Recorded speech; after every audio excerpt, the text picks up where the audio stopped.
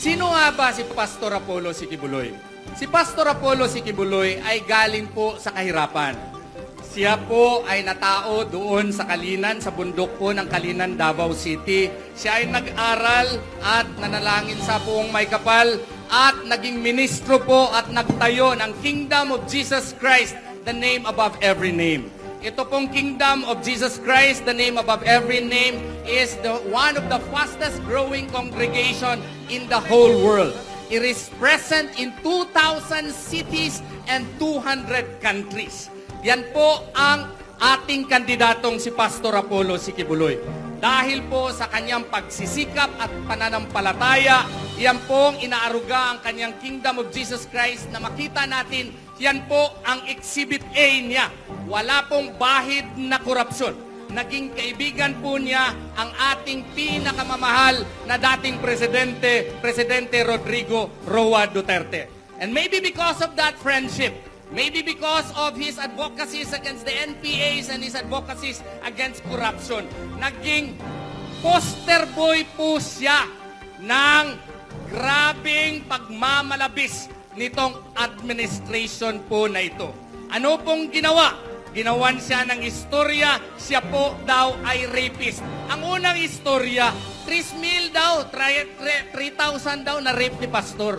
Magtanong ka, anong klase yung kay Pastor Tubo at kaya niyang rapin at lahat 3,000? Mga kaibigan ko po dito sa Iloilo, siniraan si Pastor, meron pong isang nag-file ng complaint sa kanya. Diretsahan na istorya tayo.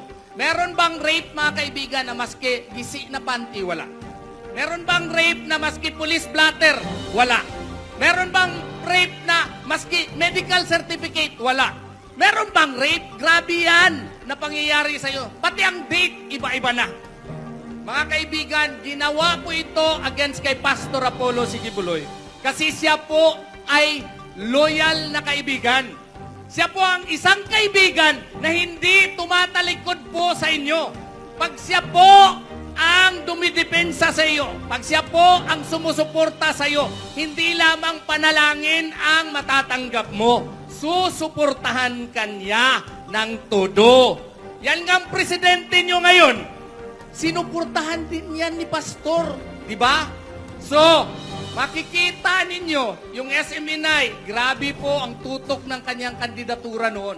Pero ewan ko itong presidente po ninyo anong ginawa sa kanya.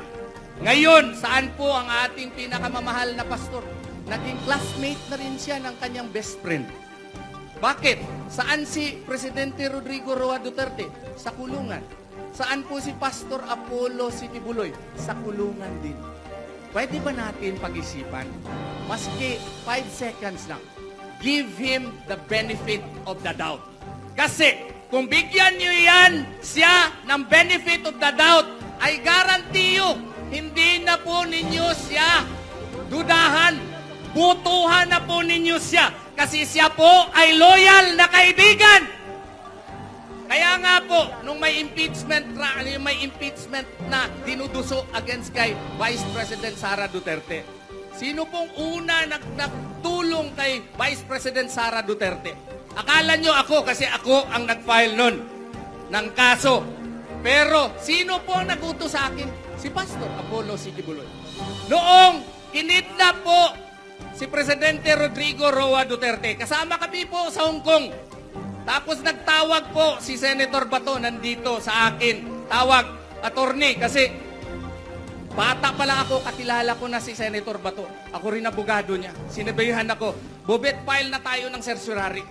Pagkatapos po, pagkakinabukasan, pati na nga po si ES, nagsabi na, isali na natin si Presidente at pati na rin si Presidente nagsabi sa akin. So, sino rin ang nagutos sa akin? Kita nyo yun sa TikTok na yung abogado na nandun sa gilid ng daan para lang makanotaryo. Ako po yun. Pero, sino po ang nagutos sa akin? Yan pong birthday celebrant ngayon. Si Pastor Apollo Sikibuloy. Kaya nga po, mga Ilonggo, please lang, from the bottom of my heart, give him a chance in the Senate. Kasi kung siya po ay ilagay ninyo na senador, marami po siyang magagawa sa ating bansa. Ano po yun? Ano po yun? He will be your main warrior against corruption. Ayaw ni Pastor ang korupsyon. Exhibit A, KOJC. Kung kurakot ang mga tao niyan, hindi po ganyan kayaman po yung KOJC. Gusto niya pong amyandahan ang Ombudsman Act.